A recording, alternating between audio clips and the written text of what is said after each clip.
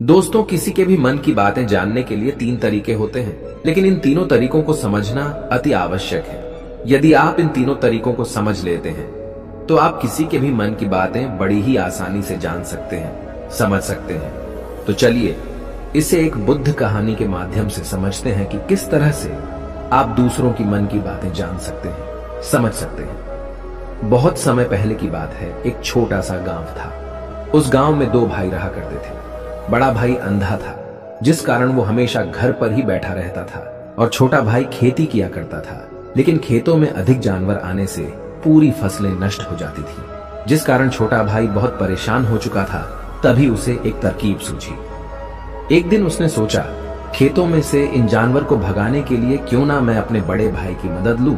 वैसे भी बड़े भैया अंधे हैं। अगर वह खेत में बैठे रहेंगे और जानवरों की आहट आने पर वो उन्हें जोर से चिल्लाकर भगा सकते हैं, जिससे हमारी फसलें बच सकती हैं। इसलिए उन्हें मैं खेत में बिठा देता हूं। ये सब सोच विचार करने के बाद उसने अपने खेत में ही एक छोटी सी झोपड़ी तैयार की और अपने अंधे भाई को उस खेत में बिठा दिया और उनसे कहा, भैया, यदि कोई जानवर की आहट आपको सुनाई दे तो आप जोर जोर से चिल्लाना। ये सुनकर वो जानवर यहां से भाग जाएंगे और हमारी फसलें नष्ट होने से बच जाएगी। बड़ा भाई अपने छोटे भाई की बात मान लेता है और वो उस दिन से खेत में ही रहना शुरू कर देता है। जब भी किसी जानवर की आहट उसे सुनाई देती तो वो तुरंत जोर जोर से चिल्लाना शुरू कर देता, जिससे वो जानवर उसके खेतों से भाग जाते। ऐसा करते करते कई दिन बीत चुके थे। तभी एक दिन उसके खेत में एक हिरण भागता हुआ आता है और वह खेत के बांध को तोड़कर वहां से भाग गया। लेकिन उसी हिरण का पीछा करते हुए एक राजा भी उस खेत में आ पहुंचा। तभी राजा की नजर उस अंधे भाई पर पड़ती है। राजा उस व्यक्ति से कहता है, देखो, मैं यहां पर एक जानवर का पीछा करते हुए आया हूं। क्या तुमने उस जानवर को यहां पर देखा है? इस पर वो व्यक्ति कहता है, हे राजन, मैं तो अंधा हूं, मैं भला किसी जानवर को कैसे देख सकता हूं। लेकिन मैं आपको इतना जरूर बता सकता हूं कि जो जानवर मेरे खेतों से होकर भागा है वो आपके लायक नहीं है। आप उसके पीछे अपना समय यूं ही व्यस्त कर रहे हैं। राजा उस अंधे व्यक्ति की बात सुनकर बड़ा अचरज में पड़ गया। वो ये सोचने लगा कि आखिर ये तो अंधा है, फिर इसे कैसे पता कि जिस हिरण को मैं तलाश रहा हूं वह हिरण मेरे लायक है ही नहीं। ये अंधा व्यक्ति मुझे कैसे बता सकता है? तभी राजा उस अंधे व्यक्ति से कहता है, कहीं तुम मुझसे झूठ तो नहीं कह रहे? एक तरफ तुम ये कहते हो कि तुम अंधे हो और दूसरी तरफ तुम ये भी कह रहे हो कि जो जानवर यहां से भागा है वो मेरे लायक नहीं है। इस पर वो अंधा व्यक्ति कहता है, हे राजन, जिसे आप एक हिरण समझ रहे हैं, असल में वो एक हिरण नहीं है बल्कि एक हिरणी है, और वो भी गर्भवती है। और जहां तक मुझे ज्ञान है, मैंने कभी किसी राजा को किसी गर्भवती हिरणी का शिकार करते हुए नहीं सुना है। और इसी कारण मैं आपसे ये कह रहा हूं कि वो हिरणी आपके लायक नहीं है। आप उसके पीछे अपना समय व्यर्थ ना करें। यह सुनकर राजा और भी अचरज में पड़ गया। वो ये सोचने लगा कि आखिर ये अंधा आदमी ये कैसे जान सकता है कि वो हिरणी है और गर्भवती है। राजा कुछ देर सोच विचार करने के बाद अपने सेनापति से कहता है, सेनापति जी, मुझे वो जानवर जिंदा चाहिए, क्योंकि मुझे यह पता करना है क्या वह हिरणी है और क्या वह गर्भवती है। क्योंकि यह अंधा आदमी बहुत विश्वास के साथ कह रहा है और मुझे इस बात की पुष्टि करनी है। यदि वह हिरणी हुई और गर्भवती हुई तो वह हमारे शिकार के लायक नहीं है, क्योंकि हम तो एक हिरण का पीछा कर रहे थे। इसलिए जाओ और पता करो कि क्या वो हिरणी है। सेनापति राजा से आज्ञा लेकर आगे की ओर बढ़ चलता है और कुछ देर बाद जब वह वापस लौट कर आता है तो वह राजा को कहता है, हे राजन, इस अंधे आदमी ने जो भी बातें कही हैं वो बिल्कुल सही हैं। वो एक हिरणी ही है और वह गर्भवती भी है। यह सुनकर राजा आश्चर्यचकित रह गया। उसे समझ नहीं आ रहा था कि आखिर अंधा आदमी कैसे पता कर सकता है कि वह जानवर एक हिरणी है, और तो और वह गर्भवती है। भला एक अंधा आदमी यह कैसे देख सकता है, यह कैसे जान सकता है? आखिर इसे यह कैसे पता चला? ऐसे कई सारे प्रश्न अब राजा के मन में उमड़ने लगे। अब राजा ने यह ठान लिया था कि मुझे इस बात की तह तक पहुंचना ही है कि आखिर यह अंधा आदमी कैसे जानता है कि वह जानवर एक हिरणी है। ये सोचकर राजा उस अंधे आदमी के पास जाता है और उस अंधे आदमी से कहता है, देखो, मैं ये तो नहीं जानता कि तुम सचमुच अंधे हो या नहीं, लेकिन मैं तुमसे एक बात जानने आया हूं। क्या तुम मेरे प्रश्न का सही सही जवाब दोगे? इस पर अंधा व्यक्ति कहता है, हे राजन, आप जो कुछ पूछना चाहते हैं मुझसे पूछ सकते हैं, मैं आपको बिल्कुल सच सच जवाब दूंगा।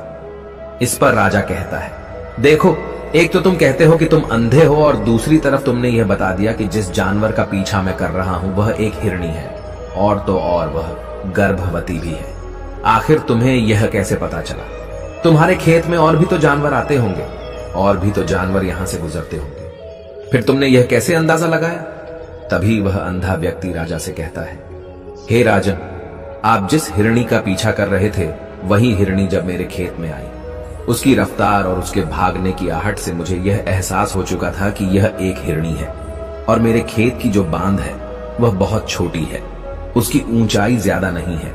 यदि कोई हिरण होता तो उस बांध को बड़ी आसानी से लांघ जाता, लेकिन वह हिरणी इस बांध को तोड़कर भागी है, और यदि वह इस बांध को छलांग लगाकर पार करने का प्रयास करती तो इससे उसके बच्चे को खतरा होता, और इसी बात से मैंने यह पता लगा लिया कि वह गर्भवती है।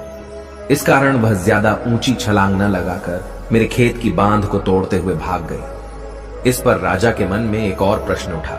राजा ने कहा, किंतु तुम्हें कैसे पता चला कि वो एक हिरणी ही है, और भी तो कोई जानवर यहां पर आ सकते हैं? इस पर वो अंधा व्यक्ति कहता है, हे राजन, मैं पूरा दिन सुबह शाम यहीं पर बैठा रहता हूं, और मेरी सुनने की शक्ति बहुत तेज है। मैं ये बाफ जाता हूं कि कौन सा जानवर मेरे खेत में आया है, और उसी के आधार पर मैं जोर जोर से चिल्लाता हूं ताकि वो मेरे खेत से भाग जाए और मेरे खेत की फसलों को नष्ट न कर पाए। राजा उस अंधे आदमी का यह जवाब सुनकर पूरी तरह से संतुष्ट हो चुका था। वो मन ही मन ये सोच रहा था कि आदमी भले ही अंधा हो, लेकिन ये तो बड़ा ज्ञानी मालूम पड़ता है। इस आदमी से कुछ ना कुछ तो काम निकलवाना ही चाहिए। ये विचार लिए हुए राजा वहां से वापस अपने महल की ओर लौट जाता है। राजमहल पहुंचते ही राजा उस अंधे व्यक्ति से कहता है, आप तो बड़े ज्ञानी व्यक्ति हैं, आपको किसी भी बात का पता बड़ी आसानी से चल जाता है। आज मैंने आपको यहाँ पर इसलिए बुलाया है क्योंकि मैं आपसे ये जानना चाहता हूँ कि मेरी पत्नी पतिव्रता है या नहीं। इस पर वो अंधा व्यक्ति कहता है, हे राजन, ये कैसा प्रश्न हुआ? इस पर राजा कहता है, मैंने आपसे बिल्कुल उचित प्रश्न किया है, मुझे इस प्रश्न का उत्तर दीजिए। इस पर वो अंधा व्यक्ति कहता है, हे राजन, ये सारी बातें जाने दीजिए। आपकी शादी को इतने साल बीत चुके हैं, और अब आप ये बात क्यों जानना चाहते हैं? आपके मन में ऐसे प्रश्न क्यों उठ रहे हैं? इस पर राजा जिद करते हुए कहता है, देखिए, आपको मुझे इस प्रश्न का उत्तर तो देना ही होगा। यदि आप मुझे इस प्रश्न का उत्तर नहीं देंगे तो मैं आपको मृत्युदंड दे दूंगा। राजा के मुख से यह बात सुनकर वो अंधा व्यक्ति कहता है, हे राजन, यदि आप इस प्रश्न का उत्तर चाहते हैं तो उसके लिए आपको मेरा एक काम करना होगा। राजा कहता है, बोलो, मुझे क्या काम करना होगा? इस पर व्यक्ति कहता है, इसके लिए आपकी पत्नी को मेरे साथ कमरे में अकेले छोड़ना होगा। उस अंधे व्यक्ति की यह बात सुनकर राजा पहले तो क्रोधित हो जाता है, लेकिन फिर कुछ सोच विचार करने के बाद वह उस व्यक्ति की बात मान लेता है और अपने सेनापति को आदेश देता है, सेनापति जी, इस व्यक्ति को और मेरी पत्नी को एक कमरे में कुछ देर के लिए अकेला छोड़ दे। सेनापति बिल्कुल वैसा ही करता है। अब राजा की पत्नी और अंधा आदमी एक कमरे में बंद हो चुके होते हैं। तभी वो अंधा आदमी राजा की पत्नी से कहता है, मुझे आपको छूना है। इस बात पर रानी अत्यधिक क्रोधित हो जाती है और उस अंधे आदमी को वो पकड़ पकड़ कर पीटने लगती है, कभी हाथों से तो कभी लातों से तो कभी पटक पटक कर। इस तरह से उन्होंने उस अंधे आदमी की खूब पिटाई की। उसके बाद किसी तरह से वह अंधा आदमी अपनी जान बचाकर वहां से भाग निकलता है और वह राजा के पास पहुंचता है और वह राजा से कहता है, हे राजन, आपकी पत्नी पतिव्रता नहीं है।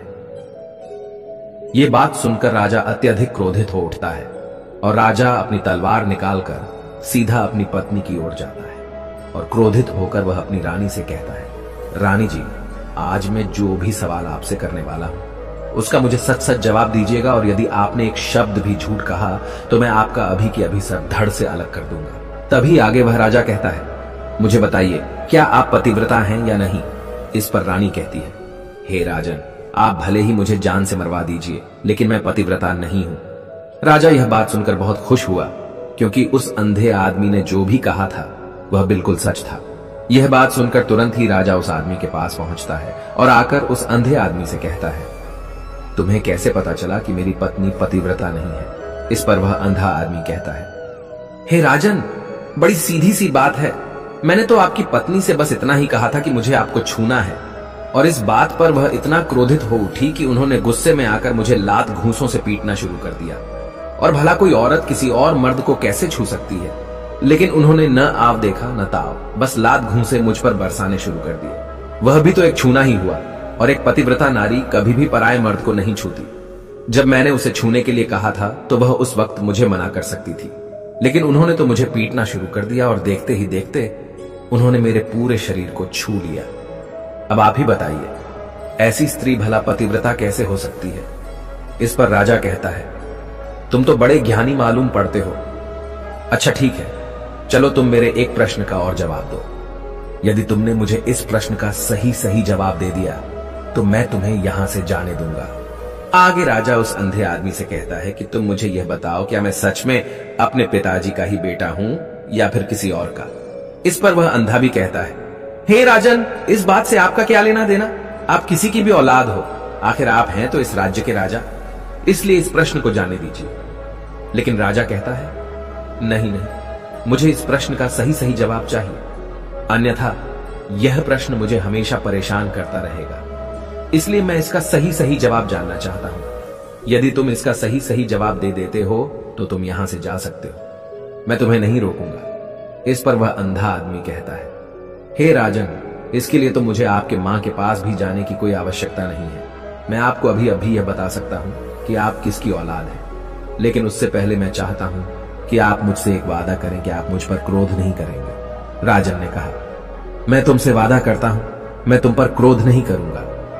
इसके बाद वह अंधा आदमी राजा से कहता है, हे राजन, आप है तो अपने ही पिता के पुत्र, लेकिन आप पर एक कंजूस सेठ की छाया पड़ी हुई है। यह सुन राजा बहुत क्रोधित हो उठा और वह तुरंत तलवार निकालकर अपनी मां के पास जा पहुंचा। वह वहां पर पहुंचने के बाद अपनी मां से कहता है, मां, मुझे सच सच बताइए, क्या मैं अपने ही पिता का पुत्र हूं या नहीं? यदि आपने मुझे सही सही नहीं बताया तो वह यहीं पर अपने प्राण त्याग दूंगा। मुझे बताओ क्या सच है? इस पर उस राजा की मां कहती है, बेटा, तू है तो अपने ही पिता का पुत्र, लेकिन तुम्हारे ऊपर एक कंजूस सेठ की छाया पड़ी हुई है। जब मैं एक बार नहाने के बाद अपना मुंह आईने में देख रही थी, तभी उस कांच के पीछे मुझे एक कंजूस सेठ नजर आता है और उसी की छाया तुम पर पड़ चुकी है। यह सुन राजा बहुत खुश हो जाता है और वह तुरंत दौड़ा दौड़ा वापस उस अंधे आदमी के पास पहुंचता है और उस अंधे आदमी से कहता है, तुम्हें यह कैसे पता चला कि मुझ पर एक कंजूस सेठ की छाया पड़ी हुई है? इस पर वह आदमी कहता है, हे राजन, आपने मुझसे कई सारे सवाल पूछे जिनका जवाब मैंने आपको सही सही दिया है।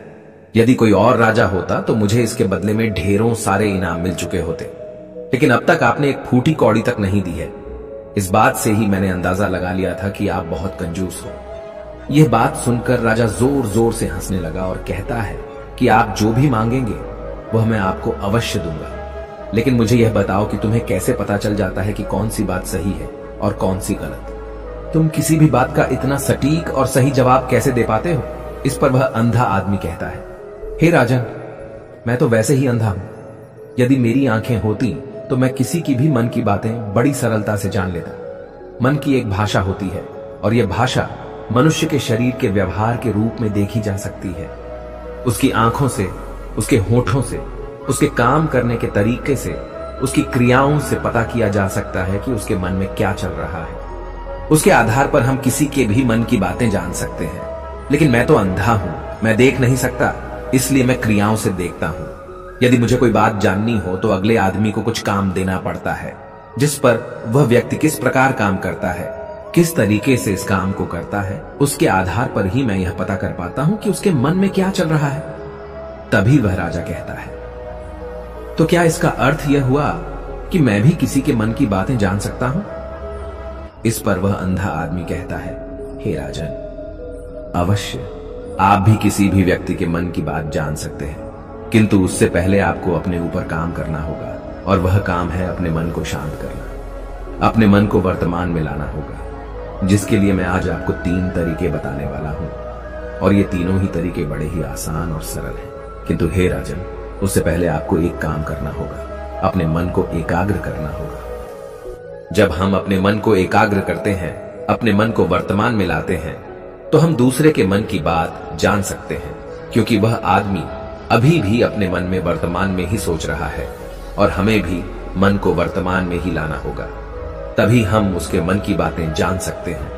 यदि हम अतीत में हुई घटनाओं के बारे में सोच रहे हैं तो वह जो अगला आदमी वर्तमान में सोच रहा है, वर्तमान में अपने मन में बात कर रहा है, वह हम कैसे जान पाएंगे? क्योंकि हम तो अतीत की घटनाओं में डूबे हुए हैं। इसलिए किसी के भी मन की बात जानने के लिए सबसे पहले हमें हमारे मन को एकाग्र करना होगा, उसे वर्तमान में लाना होगा। आगे वह व्यक्ति राजा से कहता है, हे राजन, जो 3 तरीके मैं आपको बताने वाला हूं, इन 3 तरीकों से बड़ी आसानी से किसी के भी मन की बातें जान सकते हैं। उसके बाद वह अंधा आदमी राजा से कहता है, हे राजन, जो सबसे पहला तरीका है वह है आंखों पर ध्यान देना। किसी व्यक्ति से बात करते वक्त उसकी आंखों में देखना, उसकी आंखों पर ध्यान देना जो सबसे ज्यादा जरूरी है, क्योंकि आंखें बोलती नहीं पर बहुत कुछ कह जाती हैं। यदि हम किसी व्यक्ति की आंखों के इशारों को समझना सीख जाएं, हम यह जान पाएंगे कि व्यक्ति के दिमाग में क्या चल रहा है, वह क्या सोच रहा है और अभी वह क्या करने वाला है। मेरे पास आंखें नहीं हैं, लेकिन मैंने अपने गुरु से यह विद्या सीखी है, क्योंकि बहुत सालों पहले मेरे पास आंखें थीं और मैं उस वक्त लोगों के मन की बातें केवल उनकी आंखों से ही जान लेता था। इसलिए यदि आप भी दूसरों की मन की बातें जानना चाहते हैं तो आपको भी उनकी आंखों पर गौर करना चाहिए, जैसे कि उनका आकार कैसा है, वह कब, कहां और किधर देख रहे हैं। यदि उसकी आंखें यहां वहां घूम रही हैं, जब आप उससे बातें कर रहे हैं तो वहां वह इधर उधर मोड़ रहा है, कभी ऊपर तो कभी नीचे या कभी आसपास, या फिर उसकी आंखें खुश नजर आ रही हैं या फिर आंखें निराश नजर आ रही हैं, जैसे कि चोर होता है। उसकी आंखों में जब हम देखते हैं तो हमें यह पता चलता है कि अगले आदमी ने कोई गलती की है। ठीक उसी प्रकार जब हम किसी चालाक व्यक्ति की आंखों में देखते हैं तो आपको पता चलेगा कि उसकी आंखों में एक भाषा होती है, एक बहुत ही सीधा और आसान तरीका होता है। यदि आपको यह पता लगाना है कि सामने वाला व्यक्ति आपसे झूठ कह रहा है या फिर सही, तो आपको उसकी आंखों पर ध्यान देना अति आवश्यक है। यदि आपसे बात करते वक्त वह व्यक्ति अपनी आंखें यहां वहां घुमा रहा है, ऊपर नीचे, इधर उधर, दाएं बाएं, हर जगह देख रहा है, तो इसका अर्थ यह हुआ कि वह उस बात से निकलने का कोई रास्ता ढूंढ रहा है, तो कोई झूठ बना रहा है। यदि सामने वाला व्यक्ति आपसे कुछ झूठ कहने का प्रयास कर रहा है तो वह आपसे नजर नहीं मिलाएगा। वह यहां वहां देखेगा, ऊपर नीचे देखेगा, लेकिन वह आपकी आंखों में आंखें डालकर कभी नहीं देख पाएगा, क्योंकि उसे डर है कि यदि उसने आपकी आंखों में आंखें डालकर देखी तो उसका झूठ पकड़ा जाएगा और लोगों को सच्चाई का पता चल जाएगा। और इसी प्रकार कुछ और भी भाषाएं होती हैं। जब आप किसी की आंखों में आंखें डालकर यह देखना शुरू कर देंगे कि उसके हाव भाव क्या है, ठीक उसी प्रकार चेहरे के हाव भाव होते हैं, जिससे हम मन की बातें बड़ी आसानी से समझ सकते हैं और इन्हें भी समझना बहुत जरूरी है। कभी कभी कोई व्यक्ति अपने चेहरे से जैसे आंख, होंठ और बहुत से कुछ अलग अलग व्यवहार करता है। यदि आप किसी व्यक्ति के चेहरे में गौर करेंगे तो आप आसानी से समझ पाएंगे कि वह व्यक्ति निराश है, जब व्यक्ति बहुत उदास है, या फिर वह बहुत खुश है, या फिर उसे कोई बहुत बड़ा दुख है। वह अपने अंदर क्या महसूस कर रहा है, ये सारी बातें हम उसके चेहरे के हाव भाव से पता कर सकते हैं। फिर चाहे इंसान जुबान से कुछ बोले या ना बोले, लेकिन आप उसके चेहरे से सब कुछ पता कर सकते हैं। आगे व्यक्ति राजा से तीसरा तरीका बताते हुए कहता है, हे राजन, इसी प्रकार तीसरी भाषा भी है, अर्थात तीसरा तरीका भी है, और वह है हाथों के इशारे और शरीर का व्यवहार। मन की बात समझने के लिए हमें हाथ के इशारे और शरीर के व्यवहार को समझना बहुत आवश्यक है। कोई व्यक्ति जब बात करता है तो आपने देखा होगा कि वो अपने हाथों को हिलाता रहता है, अपने हाथों से इशारा करता रहता है। बातों के साथ साथ अपना शरीर का जो व्यवहार है, अर्थात बॉडी लैंग्वेज, उसका भी पूरा उपयोग करता है, जिससे हमें यह पता चल पाता है कि वह व्यक्ति हमारी बातों पर कितना ध्यान दे रहा है और उसके मन में क्या चल रहा है। शरीर के व्यवहार को देखने के लिए उसके हाथ मटकाने, शरीर मटकाने और चेहरे पर बार बार हाथ लाने, हाथों का एक दूसरे से मसलना, ऐसी बहुत सी क्रियाएं होती हैं, उस पर हमें ध्यान देना अति आवश्यक है। मन की बात को समझने के लिए हमें शरीर के व्यवहार को भी समझना पड़ता है। यदि हम इन 3 तरीकों को सही तरीके से ध्यान देकर इन 3 तरीकों को अच्छे से समझ लेते हैं तो हम बहुत जल्दी किसी भी व्यक्ति के मन की बातें बड़ी सरलता और सहजता से जान सकते हैं। इसलिए यदि आपको किसी के मन की बातें जानी है तो आपको उसकी आंखों पर, उसके चेहरे पर, उसके शरीर के हाव भाव को और उसके हाथों को ध्यानपूर्वक देखना और समझना होगा, जिससे आप यह समझ पाएंगे कि आखिरकार उसके मन में क्या चल रहा है और वह क्या सोच रहा है। लेकिन उनसे पहले आपको अपने मन को एकाग्र करना होगा, शांत करना होगा और अपने मन को वर्तमान में लाना होगा। तभी आप उस व्यक्ति की इन सभी क्रियाओं पर ध्यान दे पाएंगे, उन्हें समझ पाएंगे। अन्यथा आप यदि अतीत की घटनाओं में व्यस्त हैं, भविष्य की योजनाओं में व्यस्त हैं, तो आप उस व्यक्ति के हाव भाव पर कभी ध्यान ही नहीं पाएंगे और न ही आप कभी यह समझ पाएंगे कि आखिर उस व्यक्ति के मन में क्या चल रहा है, वह क्या सोच रहा है। आपने देखा होगा कि ऐसे कई बड़े संत महात्मा हैं जो बड़ी ही शांति से आपको देखते हैं और आपको देखकर ही ये बता देते हैं कि आपके मन में क्या चल रहा है, आप उनसे क्या जानने आए हैं। और इसका सबसे बड़ा प्रमुख कारण यही है कि वह आपको पढ़ सकते हैं, आपको समझ सकते हैं, आपकी मन की बातें जान सकते हैं, क्योंकि उनका मन एकाग्र है, शांत है। और यही कारण है कि वह आपके मन की बातें बड़ी सरलता से समझ जाते हैं। यदि आपने अब तक पूरी कहानी को सुना है तो मैं आपसे एक छोटा सा अनुरोध करना चाहता हूं। कृपया इस चैनल को सब्सक्राइब करें ताकि मैं आपके लिए और भी ऐसी ही ज्ञान से भरपूर कहानियां लेकर आ सकूं। नमो बुद्धाय। मिलते हैं एक नई कहानी के साथ अगली वीडियो